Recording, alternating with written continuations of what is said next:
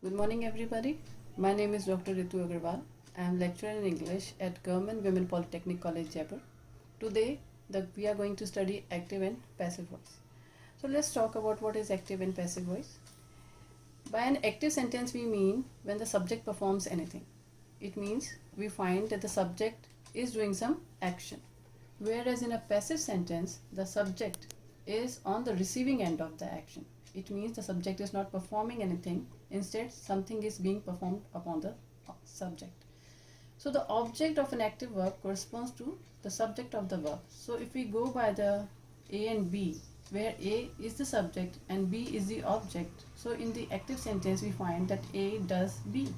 Whereas in the passive sentence, the B, which is the object of the active sentence, becomes the subject. And in the passive sentence, now B is done by A.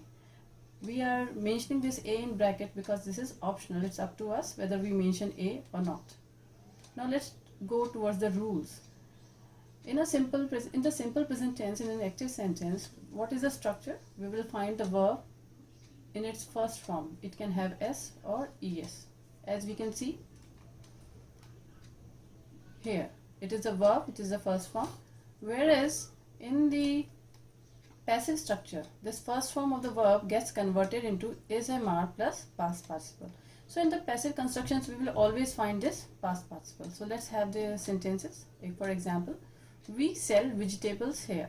Here we is the subject, sell is the verb, and vegetables is the object. Now when this object gets converted into the subject, as it is plural, so instead of taking is or am, we are going to take are, and we will convert into us. So it's not necessary to mention us. We can simply mention vegetables are sold here. We can write by us or not. It's up to us. So let's go to another example. He writes a letter.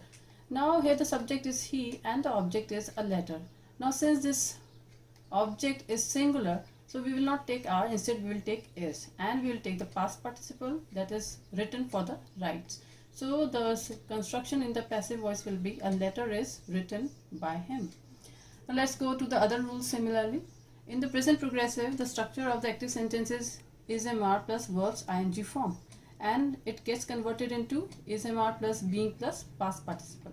So we can quickly have the two examples. He is repairing the wall. Now the wall being the subject of the passive voice, the wall is being repaired. And the second sentence is he is writing a letter. So in passive voice it will get converted into a letter is being written by him. So we can easily see that how easily we can transform an active sentence into the passive one. Quickly we will go through the present perfect also. It has a structure of has have plus past participle, and in the passive voice it gets converted to has have plus been plus past participle. So let's see the examples. He has written a letter. So in passive construction it will be like a letter has been written by him. And we can have interrogatives as well, like have they invited Ramesh?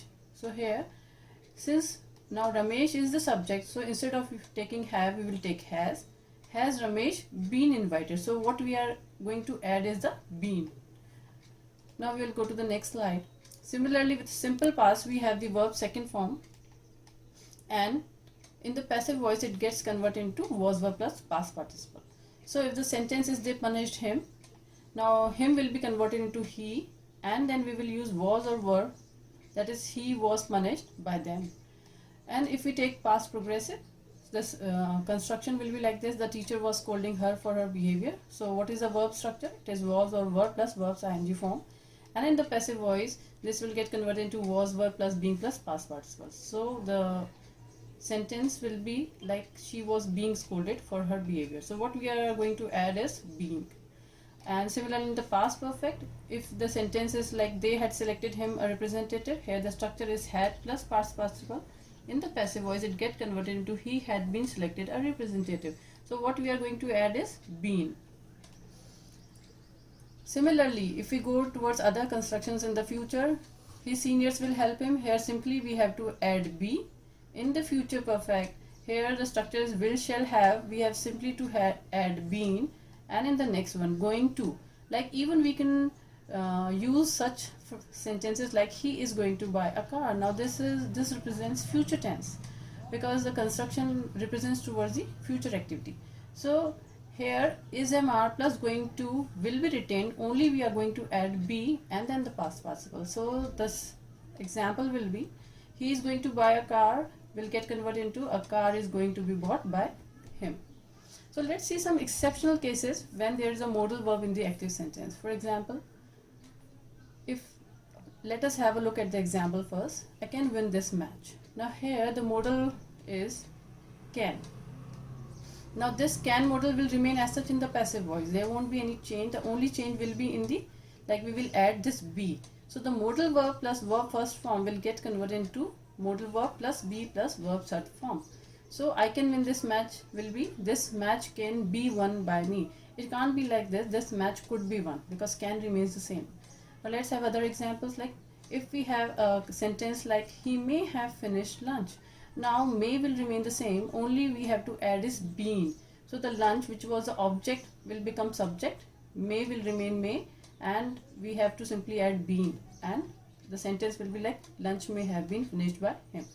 Now let's see other sentences. Like if we have a command. Now how we'll find out the sentence is commanding, because they will begin with a verb. Open the door. Now there are two answers for this. Like we can convert the same active sentence into two ways. Like first of all, we can start with let. So we'll write let, then the door, which was the object earlier, will get converted into the subject. So let the door, and then we will use be and the verb's third form. So let the door be opened. Or the second easiest way to convert this active sentence into passive is you are asked or ordered to open the door. Now let's have other examples where generally we need one object. But if we have in case two objects, then how we are going to make that active sentence into passive? So the example over here is he gave her a bouquet. Now in this particular sentence, there are two objects. One is her and the other is a bouquet. Now even her is an object and a bouquet is also an object. So in the first passive, we can convert this object into subject. She was given a bouquet by him, keeping the second object later on. And in the another construction, we can bring this second object first. A bouquet was given to her. So when we are mentioning this indirect object, we have to mention to. So we can have, so if we find that an active sentence has two objects, it means there are two ways in which we can write their passives. Now let's see other, when we have verb followed by object plus infinitive. So if the sentence construction is like he asked me to send an application form. So here the verb is followed by an object.